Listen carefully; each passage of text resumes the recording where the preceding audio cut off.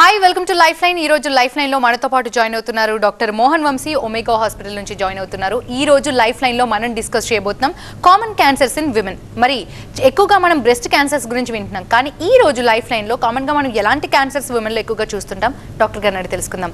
నమస్తే సార్. నమస్తే అండి సార్, మనం ఇంతకుముందు ఎన్నోసార్లు బ్రెస్ట్ క్యాన్సర్ గురించి మాట్లాడుకున్నాం. మరి కామన్గా మనం చూసే ఇతర క్యాన్సర్ల గురించి మాట్లాడుకుంటే ముందుగా సర్వైకల్ క్యాన్సర్ గురించి చెప్పండి సార్.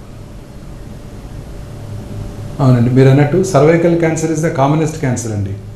భారతదేశంలో ప్రతి సంవత్సరం 1 lakh breast cancer new cases కనుగొనబడుతున్నట్టయితే 2 లక్షల సర్వైకల్ క్యాన్సర్స్ కనుగొనబడుతున్నాయండి. ముఖ్యంగా దక్షిణ భారతదేశంలో సర్వైకల్ క్యాన్సర్ ఇన్సిడెన్స్ చాలా ఎక్కువగా ఉంటుంది. ముఖ్యంగా తీర ప్రాంత రాష్ట్రాలు ఒరిస్సా, ఆంధ్రప్రదేశ్, తమిళనాడులో సర్వైకల్ క్యాన్సర్ ఇన్సిడెన్స్ చాలా ఎక్కువగా ఉంటుంది.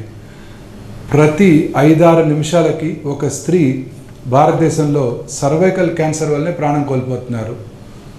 సో అన్నిటికన్నా అత్యధికంగా కనబడే క్యాన్సర్, మీరు ఒక క్యాన్సర్ అని అడిగితే పురుషుల్లోనూ స్త్రీలలోనూ కలిపి కూడా సర్వైకల్ క్యాన్సరే చాలా కామన్గా కనబడుతుంటుందండి. డాక్టర్, సర్వైకల్ క్యాన్సర్కి సిమ్టమ్స్ ఏ విధంగా ఉంటాయి సార్? ఎలాంటి సిమ్టమ్స్ కనిపించినప్పుడు డయాగ్నోస్ చేయొచ్చు అంటారు? యూటరైన్ సర్వైకల్ క్యాన్సర్ సిమ్టమ్స్ చాలా వేగ్గా ఉంటాయి. మోస్ట్లీ వైట్ డిశ్చార్జ్ ఉంటుంది వాళ్ళకి. ఆ వైట్ డిశ్చార్జ్ చాలామంది స్త్రీల్లో చాలాసార్లు ఉంటుంది డ్యూరింగ్ ద రిప్రొడక్టివ్ పీరియడ్. అందువలన చాలామంది స్త్రీలు దీన్ని నెగ్లెక్ట్ చేస్తుంటారు. అలాగే వైట్ డిశ్చార్జ్తో పాటు బ్లడీ డిశ్చార్జ్ కూడా ఉంటుంది. ఇంటర్మెన్స్ట్రల్ బ్లీడింగ్ అంటే పీరియడ్స్ మధ్యలో బ్లీడింగ్ రావటం, పోస్ట్ కాయిటల్ బ్లీడింగు, ఆ లో grade lower abdominal pain, pelvic pain అంటాము. ఇవన్నీ కూడా ఈ సర్వైకల్ క్యాన్సర్ లక్షణాలు. ప్రతి స్త్రీ కూడా ఇలాంటి లక్షణాలు ఏమైనా ఉంటే వెంటనే వారి దగ్గరలో ఉన్న వారి ఫ్యామిలీ ఫిజిషియన్ని కలిసి క్లినికల్ ఎగ్జామినేషన్ చేయించుకోవడం ద్వారా ఈజీగా ఈ సర్వైకల్ క్యాన్సర్ని గుర్తించవచ్చు. డాక్టర్, మెయిన్గా మోస్ట్లీ స్త్రీలందరూ కూడా ఈ సిమ్టమ్స్ కంటిన్యూ చేయండి సార్. మెయిన్గా క్వశ్చన్, మోస్ట్లీ మనం ఈ సర్వైకల్ క్యాన్సర్ లక్షణాలన్నీ కూడా స్త్రీలు ఇవన్నీ మేజర్గా పెయిన్ అవి కలిగించవు. అందువల్ల చాలామంది డాక్టర్ అటెన్షన్ తీసుకెళ్ళడానికి డిలే చేస్తుంటారు. అందుకే చాలాసార్లు లేట్ స్టేజెస్లోనే ఈ సర్వైకల్ క్యాన్సర్స్ కనుక్కోవడం జరుగుతుంటుంది. ఈ సర్వైకల్ క్యాన్సర్కి రిస్క్ ఫ్యాక్టర్స్ కూడా ఉన్నాయి. ఉదాహరణకి లోవర్ ఎకనామిక్ స్ట్రేటా, అంటే వాళ్ళ పువర్ హైజీన్, అంటే డ్యూరింగ్ మెన్స్ట్రల్ సైకిల్స్ శుభ్రత పాటించకపోయినట్టయితే వారిలో సర్వైకల్ క్యాన్సర్ వచ్చే అవకాశాలు ఎక్కువగా ఉంటాయి. అలాగే పిల్లలు ఎక్కువగా ఉన్న వాళ్ళలోనూ, అర్లీగా మ్యారేజ్ చేసుకున్న వాళ్ళలోనూ, మల్టిపుల్ సెక్షువల్ పార్ట్నర్స్ ఉన్న వాళ్ళలోనూ ఈ సర్వైకల్ క్యాన్సర్స్ ఎక్కువగా కనబడుతుంటాయి.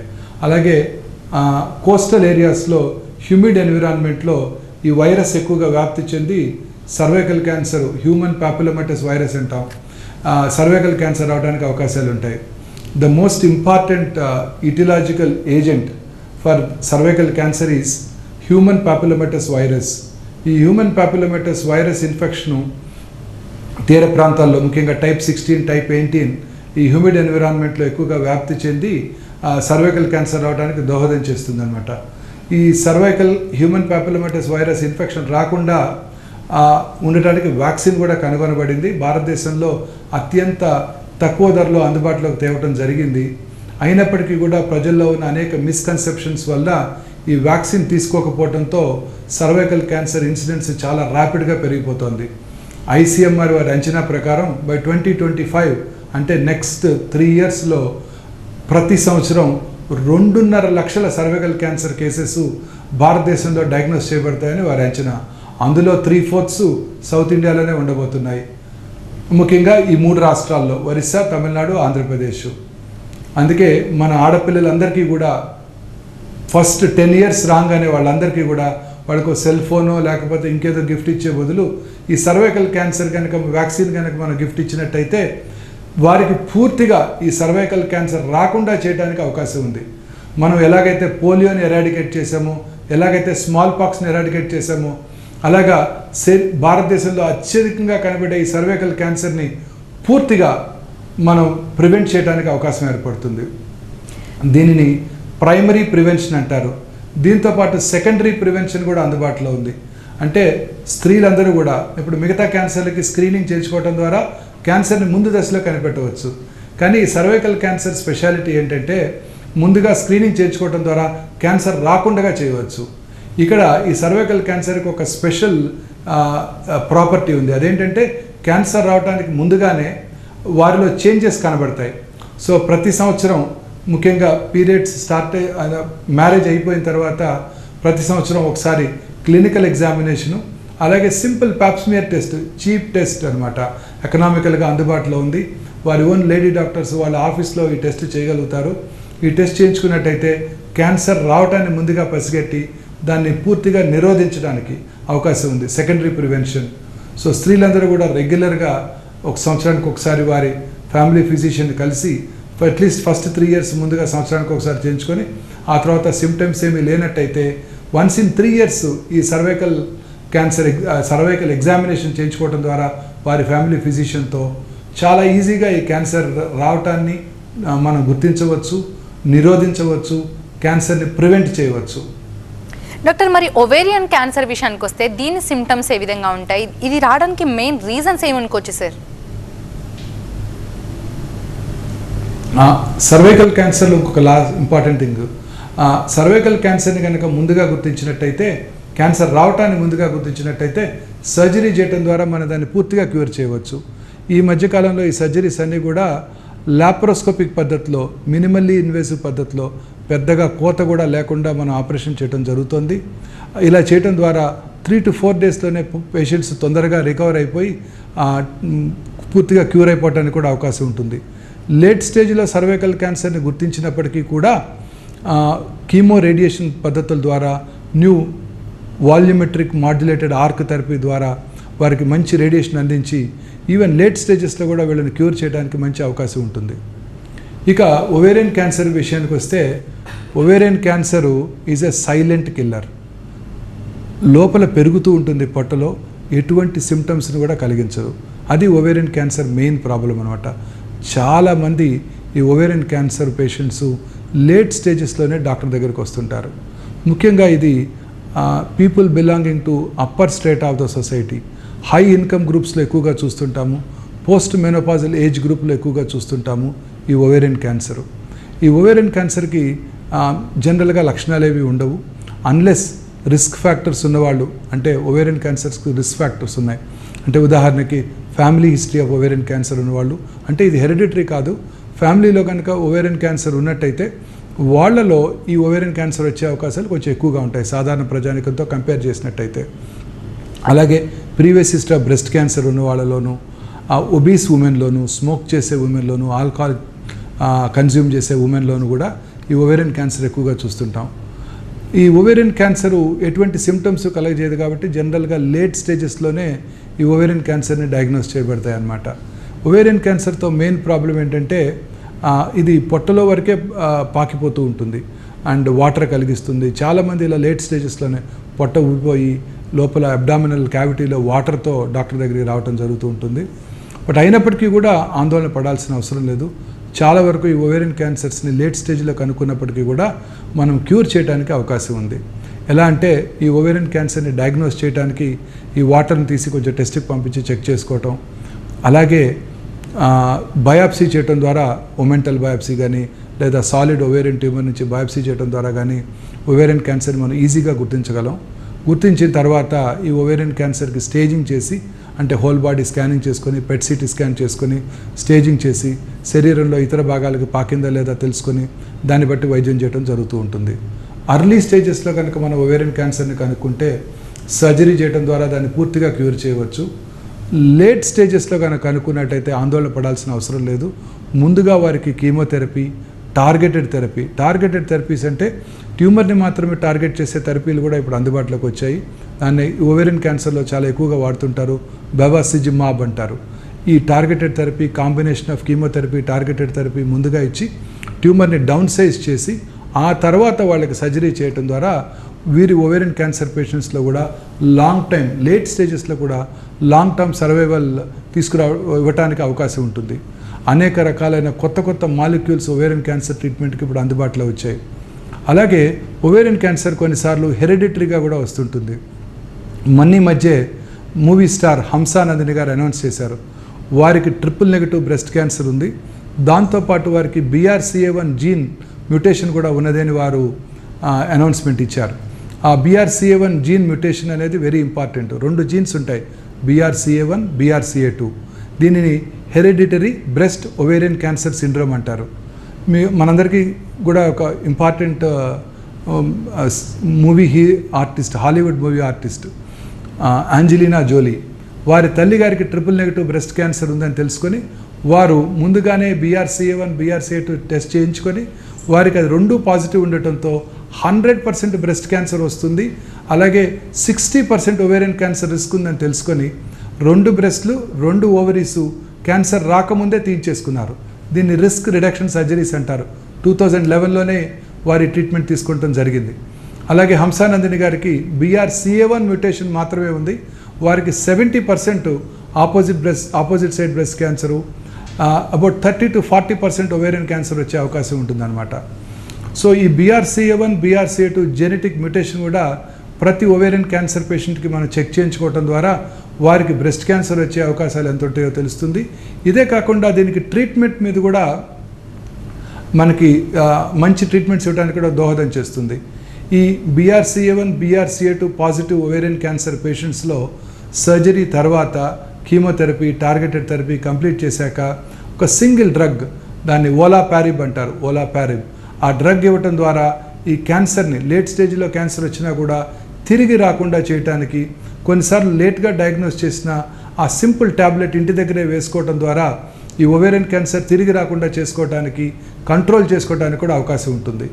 సో ఇలా కీమోథెరపీ, టార్గెటెడ్ థెరపీ, అలాగే ఈ BRCA1, BRCA2 పాజిటివ్ పేషెంట్స్లో ఈ స్మాల్ మాలిక్యూల్స్ TKIs అంటారు, ఈ ఓలాపారిబ్ ఇవ్వటం ద్వారా ఈ క్యాన్సర్ని మనం కంట్రోల్ చేసుకోవడానికి అవకాశం ఉంటుంది. అలాగే సర్జరీ చేసేటప్పుడు కూడా ఈ ఓవేరియన్ క్యాన్సర్ పేషెంట్స్కి ఇంతకుముందు పెద్దగా కోత కోసి సర్జరీ చేయడం జరిగేది. ఇప్పుడు ఇవన్నీ కూడా మినిమల్లీ ఇన్వేసివ్ పద్ధతిలో, కీహోల్ పద్ధతిలో చేస్తున్నాము. ఈ కీహోల్ పద్ధతిలో చేసినప్పుడు హై డెఫినిషన్ ఇమేజ్ 1 కెమెరాస్ని మన అబ్డామిన్లో ప్లేస్ చేసినప్పుడు, ముఖ్యంగా ఇప్పుడు 3D కెమెరాస్ కూడా అందుబాటులోకి వచ్చాయి. మనం నేకెడ్ అయితే చూసిన దానికన్నా 10 to 15 times మ్యాగ్నిఫైడ్ ఇమేజ్ మనకి ఆపరేషన్ రూమ్లో అందుబాటులో ఉంటుంది. తద్వారా పర్ఫెక్ట్గా సర్జరీ చేయడానికి అవకాశం ఉంటుంది. పోస్ట్ ఆపరేటివ్ రికవరీ కూడా స్మూత్గా ఉంటుంది. Most of these patients operation అయిపోయిన తర్వాత కీమోథెరపీ కూడా ఇవ్వడం జరుగుతూ ఉంటుంది. అందువలన ఎటువంటి కోత లేకుండా ఆపరేషన్ చేసినట్టయితే, చిన్న స్కార్స్తోనే ఆపరేషన్ చేసినట్టయితే chemotherapy related complications, post operative surgical complications కూడా అవాయిడ్ చేయడానికి అవకాశం ఉంటుంది. మరి సర్వైకల్ క్యాన్సర్ గురించి మాట్లాడుకున్నాం, అలాగే ఇప్పుడు ఓవేరియన్ క్యాన్సర్ గురించి కూడా మాట్లాడుకున్నాం, మరి యూటరైన్ క్యాన్సర్ గురించి మాట్లాడుకున్నాం సార్. యూట్రస్లో 2 పార్ట్స్ ఉంటాయండి, uterine body, uterine cervix. Cervix is the commonest cancer, మనం ఆల్రెడీ డిస్కస్ చేసాము. బాడీ క్యాన్సర్స్ అంటే బాడీ అంటే అప్పర్ పార్ట్లో అనమాట. బాడీ క్యాన్సర్స్ కూడా చాలా కామన్గా చూస్తుంటామండి.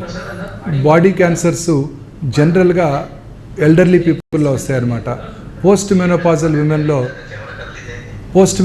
ఉమెన్లో చాలా కామన్గా చూస్తుంటాం. పోస్ట్ మెనోపాజల్ ఉమెన్లో ఎవరికైనా బ్లీడింగ్ కనుక వచ్చినట్టయితే ఫస్ట్ థింగ్ మనము ఈ యూట్రైన్ క్యాన్సర్ గురించి ఆలోచించాల్సి ఉంటుంది అనమాట. యూట్రైన్ బాడీ క్యాన్సర్ గురించి ఆలోచించాల్సి ఉంటుంది. So uterine body cancer commonest symptom post menopausal bleeding.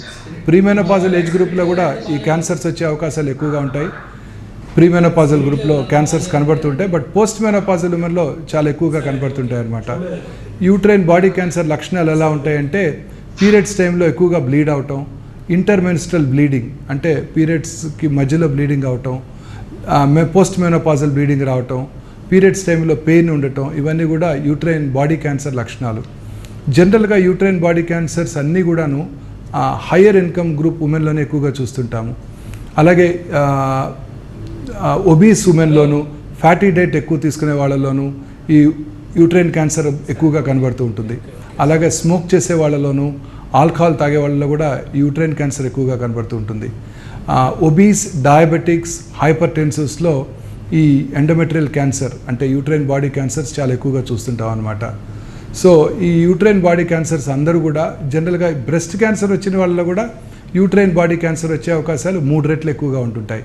విజవర్సా uterine body cancer వచ్చిన వాళ్ళలోనూ, ఒవేరియన్ క్యాన్సర్ వచ్చిన వాళ్ళలోనూ బ్రెస్ట్ క్యాన్సర్ వచ్చే అవకాశాలు కూడా 3 రెట్లు ఎక్కువగా ఉంటాయి.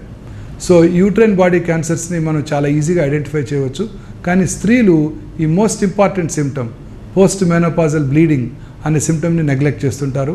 మామూలుగా అవుతూ ఉంటాయి. అని నెగ్లెక్ట్ చేయడం వల్ల చాలామంది లేట్ స్టేజెస్లోనే ఈ క్యాన్సర్ని కనుక్కోవడం జరుగుతూ ఉంటుంది. జనరల్లీ ఎల్డర్లీ ఏజ్ గ్రూప్లో వస్తుంటాయి ఈ క్యాన్సర్స్. డయాగ్నోస్ చేయడం కూడా చాలా ఈజీ.